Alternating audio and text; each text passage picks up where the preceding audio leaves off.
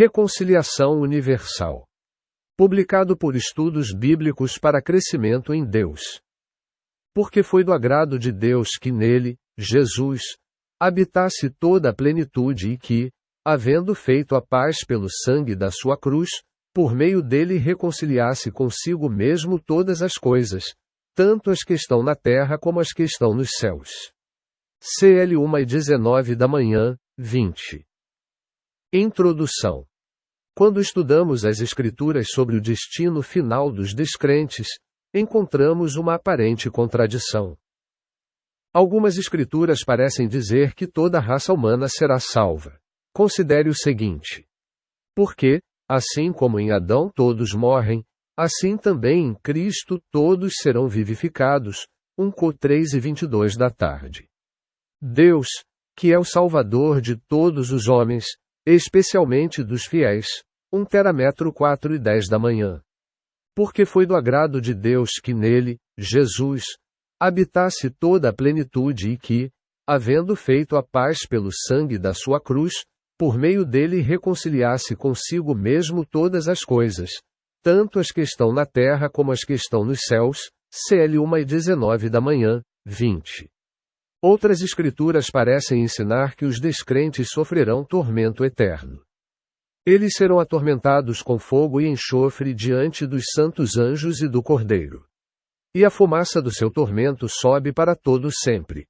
AP 2:10 da tarde, 11. Para os quais a escuridão está reservada para sempre. Judas 13. Então estes irão para o castigo eterno, mas os justos para a vida eterna. MT 25:46. Como podemos conciliar essa aparente contradição nas Escrituras? Como ambos os ensinamentos podem estar corretos? Salvação universal. Primeiro, consideraremos algumas Escrituras que nos levam a crer que todos serão salvos no final. Nenhuma Escritura isolada é conclusiva sobre esse ponto, mas a evidência de várias delas reunidas é extremamente forte. Apocalipse 5:13 da manhã diz: E ouvi toda criatura que está no céu, e na terra, e debaixo da terra, e no mar, e todas as coisas que neles há, dizendo: Ao que está assentado no trono, e ao Cordeiro, sejam o louvor, e a honra, e a glória, e o domínio, e o poder para todo sempre. Todo ser criado é ouvido louvando a Deus. Isso dificilmente poderia acontecer enquanto 90% ou mais da raça humana estivessem permanentemente perdidos e sofrendo tormento agonizante no inferno. 1 Coríntios 3:22 da tarde menos 24 afirma veementemente a salvação universal. Porque, assim como todos morrem em Adão, assim também todos serão vivificados em Cristo. Mas cada um por sua ordem. Cristo, as primícias, depois os que são de Cristo, na sua vinda. Depois virá o fim, quando ele entregar o reino a Deus e Pai, quando houver destruído todo domínio, toda autoridade e todo poder. Os tradicionalistas tendem a interpretar isso como: todos os que estão em Cristo serão vivificados. Mas não é isso que o livro diz. Paulo aqui simplesmente afirma que em Adão todos morrem, e em Cristo todos serão vivificados, embora não ao mesmo tempo ou todos nesta era. A salvação não é para todos nesta vida, mas acontece em eras e estágios progressivos. Encontramos mais evidências disso em 1 Pedro 3:19 da manhã menos 20. Lemos que Cristo, em espírito, foi e pregou aos espíritos em prisão, os quais noutro tempo foram desobedientes, quando a longanimidade de Deus esperava nos dias de Noé. Esses versículos um tanto difíceis são esclarecidos um pouco mais adiante, no capítulo 4, versículo 6. Porque para isto mesmo foi pregado o Evangelho aos mortos, para que, embora julgados na carne, como homens, vivam em espírito, segundo Deus. Pedro não está se referindo aqui aos santos justos da antiguidade. Ele está falando daqueles antes do dilúvio, sobre os quais Deus disse que toda a imaginação dos pensamentos de seus corações era continuamente má. GN 6:5. Vemos até mesmo estes eventualmente se tornando vivos no espírito. Colossenses capítulo 1, versículos 16, 19 e 20, carregam grande peso. Porque nele foram criadas todas as coisas nos céus e na terra, as visíveis e as invisíveis, sejam tronos, sejam soberanias, sejam principados, sejam potestades. Tudo foi criado por ele e para ele. Porque foi do agrado de Deus que nele habitasse toda a plenitude e que, havendo feito a paz pelo seu sangue derramado na cruz, por meio dele reconciliasse consigo mesmo todas as coisas, tanto as que estão na terra como as que estão nos céus. Esses versículos afirmam claramente que Deus criou todas as coisas por meio de Jesus e reconciliou todas as coisas consigo mesmo por meio de Jesus. Eles até mesmo implicam que os espíritos que agora são malignos serão eventualmente reconciliados com Deus. Outra escritura ajuda a estabelecer o argumento a favor da salvação de todos. 1 Timóteo 4:10 da manhã diz: Deus, que é o Salvador de todos os homens, especialmente dos fiéis. Este versículo implica que Deus salva a todos, mas salva os fiéis em algum sentido especial. Para os fiéis, a meu ver, a salvação do pecado, da doença e de muitos outros males nesta vida, e salvação do julgamento vindouro. Para os incrédulos, a salvação só acontece mais tarde. Vale a pena citar mais uma passagem entre muitas. Porque dele, por ele e para ele são todas as coisas. RM 11:36 da manhã. Devemos acrescentar a isso, exceto 90 ou talvez 99% da raça humana, coroa e glória da sua criação, que ele fez à sua imagem para governar o universo, que estão destinados ao tormento perpétuo no inferno. Condenação eterna. Consideremos agora o ensinamento bíblico sobre a condenação eterna. A Bíblia fala de fogo eterno, castigo eterno, destruição eterna, perdição e julgamento eterno. Todos os que creem na inspiração das Escrituras devem levar essas declarações a sério. No entanto, ninguém que crê e experimenta um Deus de amor pode se sentir confortável com a ideia de bilhões de seus semelhantes, membros da raça humana, sofrendo tortura perpétua sem esperança de fim. A Bíblia realmente diz que isso acontecerá. Aion e Aiônios. A doutrina da punição eterna baseia-se no significado de duas palavras gregas. O substantivo aion, de onde deriva a palavra éon, que normalmente significa uma era, e seu adjetivo aiônios, que significa literalmente relativo a uma era ou duradouro. A expressão em português para sempre é uma tradução da expressão grega eiston aiona, literalmente para o éon ou para a era, e os adjetivos em português eterno e perpétuo são ambos traduções do adjetivo aiônios, duradouro.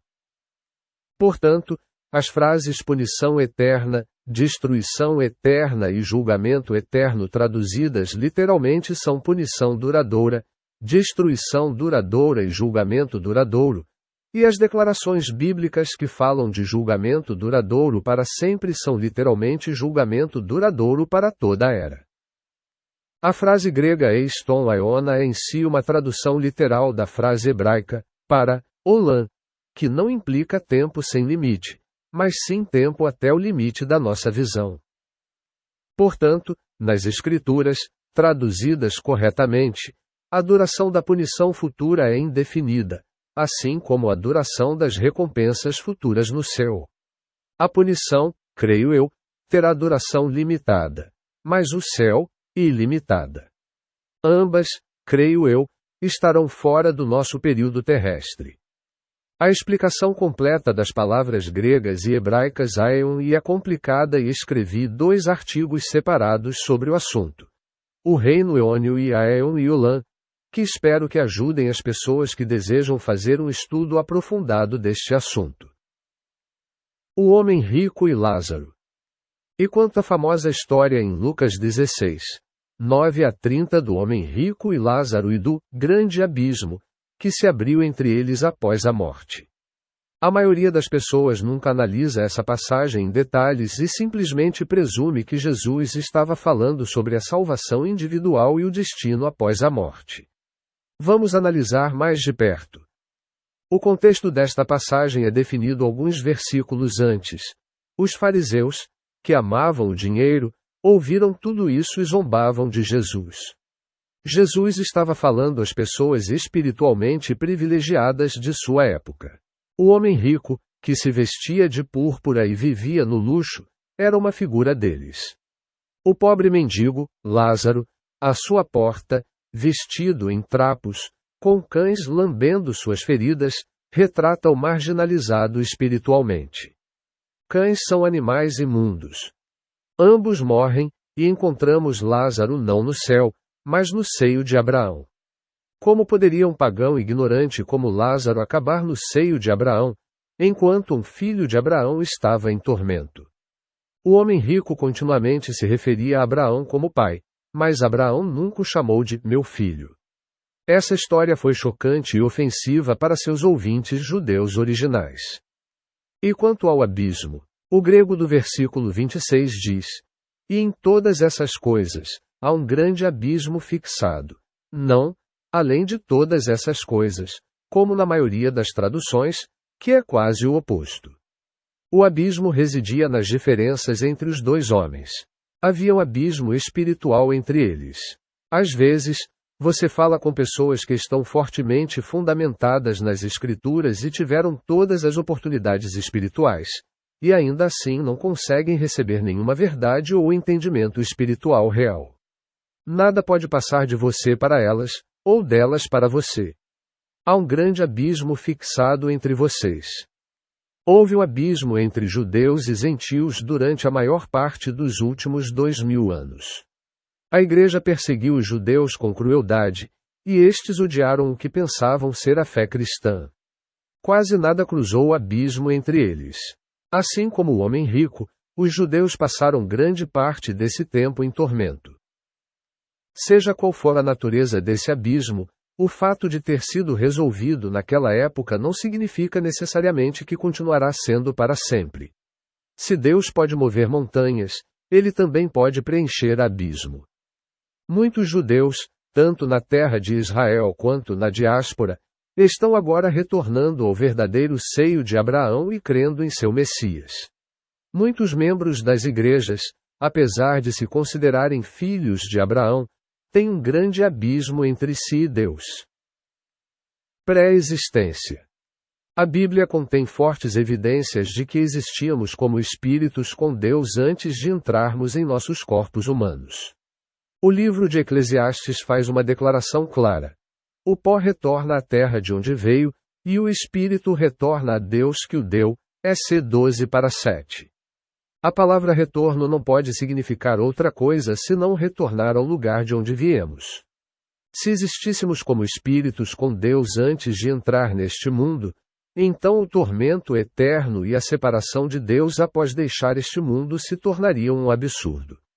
Como poderia um Deus amoroso e sábio enviar espíritos a este mundo com uma alta probabilidade de que eles nunca retornariam a ele, mas, em vez disso, passariam a eternidade em dor e sofrimento indescritíveis? Abordei esse tópico com mais detalhes em pré-existas. Ensinamento tradicional da Igreja. A Igreja não ensinou sempre o julgamento eterno. Quase todos os cristãos não concordam com isso. A resposta é não. Alguns dos primeiros padres da Igreja acreditavam na salvação universal. Destes, Orígenes é provavelmente o mais conhecido. Nos últimos 400 anos, quase todas as traduções da Bíblia seguiram a visão tradicional do castigo eterno. Sem dúvida, isso teve uma forte influência na crença popular. Mesmo assim, houve quem discordasse. De qualquer forma, a Igreja nem sempre está certa. A maioria das pessoas que se dizem cristãs acredita que o Papa é o chefe da Igreja, e tudo o que isso implica. Em certos momentos da história da Igreja, quase toda a hierarquia da Igreja foi completamente corrupta, tanto na doutrina quanto na prática. Nunca deveria nos surpreender encontrar a maioria equivocada. Devemos aprender a buscar a Deus por nós mesmos e, se necessário, segui-lo somente. A Igreja tradicional tem se interessado em ensinar o julgamento eterno. Incapaz de atrair as pessoas demonstrando o amor, a alegria, a paz e o perdão oferecidos gratuitamente em Cristo, a Igreja tem dependido de ameaças de tormento futuro para manter o controle sobre seus membros. O julgamento eterno tem sido a linha do partido. Todos os versículos que o contradizem têm sido ignorados ou distorcidos para significar algo diferente do seu significado óbvio. Estamos tão acostumados à mentira que achamos difícil aceitar a verdade. Punição futura. O Novo Testamento, sem dúvida, fala de punição para aqueles que rejeitam Jesus Cristo. Jesus e os apóstolos ensinaram isso como uma certeza. Deus não pode aceitar pecadores impenitentes. Ele não seria justo e santo se pudesse. Devemos agora considerar a natureza do que aguarda o descrente. Em Mateus 18, 8-9, Jesus fala de fogo aiônios e de uma gina de fogo. Encontramos a mesma imagem no lago de fogo no livro do Apocalipse. O fogo destrói, mas não destrói tudo. Paulo disse aos Coríntios, 1:3-12 da manhã -15, que era possível construir com ouro, prata e pedras preciosas, ou com madeira, feno e palha. O fogo testaria a obra de cada um. Claramente, madeira, feno e palha serão destruídos, ouro, prata e pedras preciosas, não. O fogo é um agente purificador. Acompanhou a promulgação da lei no Sinai. Em todas as Escrituras, simboliza a presença de Deus. Nosso Deus é um fogo consumidor. HB 12:29. Significa especialmente o Espírito Santo santificador. O enxofre que acompanha o fogo também era usado como agente purificador na antiguidade. Em grego, é theion, deion, o singular neutro do adjetivo theios, que significa divino. Está obviamente relacionado a Deus. Em Mateus 25:46, Jesus fala de aiônios, punição. O grego tem duas palavras para punição. Kolasis. A palavra usada aqui carrega um sentido definido de correção e vem de uma raiz que originalmente significava podar. Podamos árvores na esperança de obter mais frutos, não em fúria retributiva. Em 2 Terasegundos 1:9, na maioria das traduções da Bíblia, lemos sobre a destruição eterna da presença do Senhor. No entanto, creio que isso deva ser traduzido como perdição em vez de destruição. Veja Olétiros para uma explicação. Jesus veio buscar e salvar o que estava perdido. Para aqueles que não se arrependeram e não creem, essa perdição e ausência do Pai continuará até que, como o filho pródigo, finalmente retornem a Ele. Precisamos agora revisitar Apocalipse 2:10 da tarde, 11. Eles serão atormentados com fogo e enxofre diante dos santos anjos e diante do Cordeiro. E a fumaça do seu tormento sobe para todo sempre. Alguém consegue imaginar Jesus supervisionando a tortura incessante e interminável de um vasto número de pessoas da raça humana? O mais endurecido torturador da Inquisição dificilmente conseguiria fazer tal coisa. No entanto, Jesus supervisionaria alegremente a purificação e o expurgo de todos os que precisassem. Isso seria totalmente consistente com o caráter daquele que deu a própria vida em agonia para salvar a todos. Por fim, precisamos revisar a expressão julgamento aiônios em HB 6:2. Ela é considerada um ensinamento elementar e fundamental. O significado básico de julgamento é separação. Novamente, a carne deve ser separada do espírito. É um processo que devemos vivenciar nesta vida. Devemos julgar a nós mesmos, se não quisermos ser julgados, e devemos mortificar as obras da carne para que possamos andar no espírito. Se não estivermos dispostos ao julgamento agora, ele virá mais tarde. A imagem que agora emerge do nosso estudo não é a de um inferno de tormento incessante e sem fim. Pelo contrário, é um lugar de julgamento para correção. Começamos a ver um Criador amoroso que não se contentará com suas criaturas até que elas sejam finalmente purificadas e purificadas de todo pecado. Ele está se esforçando infinitamente para aperfeiçoá-las. Seus propósitos podem demorar a se concretizar, mas no final serão perfeitamente cumpridos. O testemunho de Sundar Singh. Acredito que será útil incluir aqui o testemunho do místico indiano Sadhu Sundar Singh. Em dezembro de 1904, Jesus apareceu a Sundar quando este estava prestes a cometer suicídio, e ele se converteu dramaticamente. Posteriormente, ele teve muitas experiências estáticas nas quais conversou com anjos e espíritos. Ele relata o seguinte sobre o que lhe disseram sobre o inferno. Disseram-me também que o amor de Deus opera até mesmo no inferno. Deus não brilha em sua plena luz, porque aqueles ali não a suportariam, mas ele gradualmente lhes mostra cada vez mais luz e, aos poucos, os conduz e move suas consciências em direção a algo melhor, embora pensem que o desejo é inteiramente deles. Assim, Deus opera em suas mentes a partir de dentro, algo da mesma maneira, embora na direção oposta, como Satanás nos sugere a tentação aqui. Assim, com a obra de Deus interior e a luz exterior, quase todos os que estão no inferno serão finalmente levados aos pés de Cristo. Talvez leve milhões de anos, mas quando isso for alcançado, eles estarão cheios de alegria e gratidão a Deus, embora ainda sejam menos felizes do que aqueles que aceitaram Cristo na terra. Assim, o inferno também é uma escola de treinamento, um lugar de preparação para o lar. Aqueles que estão no inferno sabem que não é seu lar porque sofrem lá. Os homens não foram criados para o inferno e, portanto, não o desfrutam e, quando estão lá, desejam escapar para o céu. Eles o fazem, mas acham o céu ainda mais incompatível que o inferno, então retornam. Mas isso os convence de que há algo errado em suas vidas, e assim são gradualmente levados ao arrependimento. Pelo menos, esse é o caso da maioria, mas existem algumas personalidades, Satanás por exemplo, a respeito das quais me disseram: não pergunte sobre elas. E então eu não queria perguntar, mas esperava que para elas também houvesse alguma esperança. Disseram-me também que os santos ajudam na obra de salvar almas no inferno, porque não pode haver ociosidade no céu. Aqueles que estão no inferno serão finalmente levados ao céu, como o filho pródigo, mas quanto ao destino final de um certo número, não se deve perguntar. O Sadhu está inclinado a pensar que talvez esses poucos sejam aniquilados. Certa vez eu disse: muitas pessoas se perderão porque não ouviram falar de Cristo. Eles responderam: o contrário acontecerá. Pouquíssimos se perderão. Existe uma espécie de piada celestial, nenhuma piada, não é uma boa palavra para descrevê-la. Pouquíssimos se perderão, mas muitos serão salvos.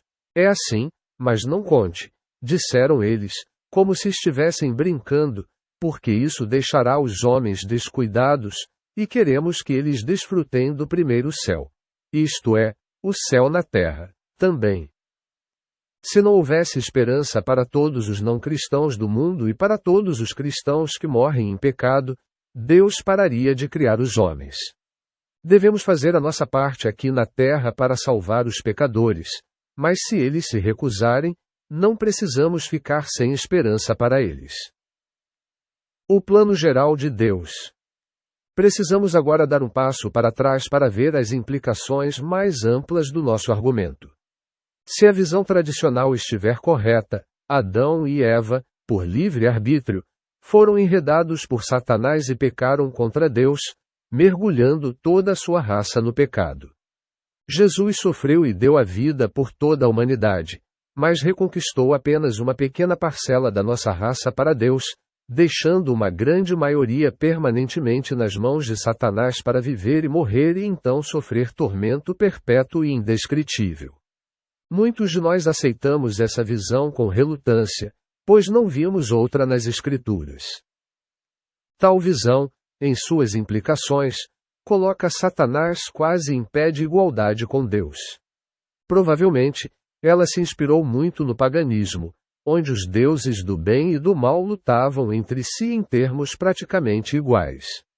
O paganismo sempre exalta o mal e frequentemente incentiva seus seguidores a adorá-lo. Tenho a impressão de que a ficção científica segue a mesma linha, embora confesse que não estudei o assunto em profundidade. Podemos descobrir uma visão bíblica do lugar do mal. Vamos primeiro a Romanos 8:20 da manhã e 21. Porque a criação ficou sujeita à vaidade, não por sua própria vontade, mas por causa daquele que a sujeitou, na esperança de que também a própria criação será libertada da escravidão da corrupção, para a liberdade da glória dos filhos de Deus. Nesta passagem, Deus claramente assume a responsabilidade pela queda da criação. Ele sujeitou a criação à futilidade na esperança de sua libertação futura. Tudo fazia parte de seu plano criativo completo. Ele não perdeu o primeiro round em um conflito com Satanás. Ele planejou positivamente que os eventos ocorressem dessa maneira. Em última análise, devemos ver que Deus assume a responsabilidade pelo mal e a usa para realizar seus propósitos. Em Isaías, capítulo 45, Deus declara sua soberania. Ele afirma que levantou Ciro, um rei pagão, para seus propósitos. No versículo 5, ele diz: fora de mim não há Deus. No versículo 7, ele acrescenta: aquele que forma a luz e cria as trevas, que faz a paz e cria o mal. Eu sou o Senhor que faz todas essas coisas. Algumas versões em inglês leem calamidade em vez de mal. A palavra hebraica pode ter qualquer um dos significados. O bem e o mal não são duas forças opostas, como o branco e o preto no tabuleiro de xadrez, lutando pelo domínio do universo. Deus criou todas as coisas, incluindo o mal, para servir aos seus próprios propósitos, e ele está no controle total. O profeta Abacuque lutou com esse problema. Leia o capítulo 1, versículos 5 e 6. Olhai entre as nações. Observai, espantai-vos, maravilhai-vos, porque estou fazendo algo em vossos dias. Se vos dissessem, não creríeis. Pois eis que estou suscitando os caldeus, aquele povo feroz e impetuoso. Deus suscitou um povo mau para executar seus propósitos de julgamento e correção para Israel.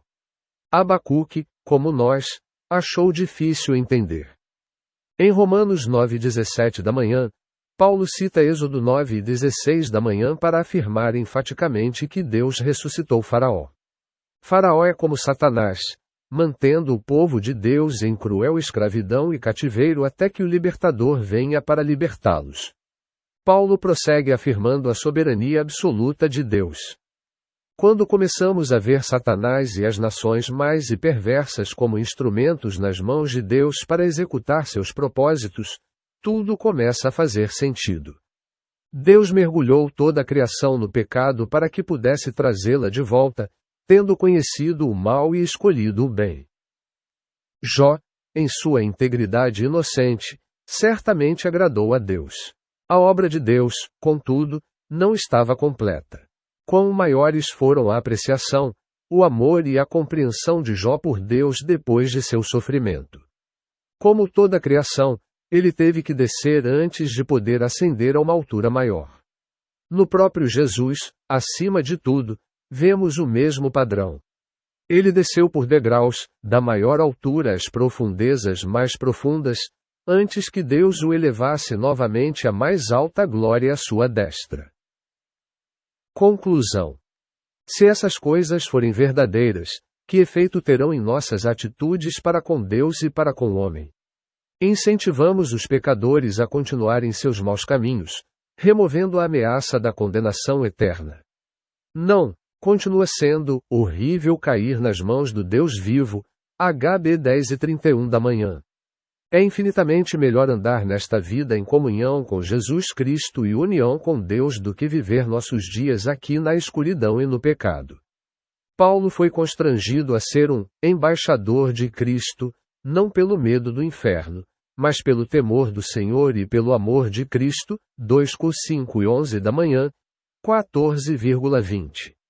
Não vemos mais a raça humana como pecadores condenados ao inferno, a maioria dos quais eventualmente será eliminada para sempre. Vemos cada um como uma criação de Deus para quem ele tem um propósito que será cumprido. Nosso amor pelo homem aumentará. Como então vemos Deus sob esta nova luz? Primeiro, vemos o seu poder enormemente ampliado. Vemo-lo exaltado acima de tudo e em total domínio sobre a sua criação.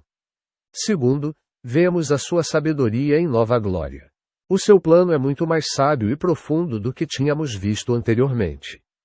Terceiro, temos uma nova visão do seu amor. Ele realmente ama cada um dos bilhões de membros desta raça humana com um amor que, por fim, levará todos à perfeição. Ó profundidade das riquezas, tanto da sabedoria como da ciência de Deus!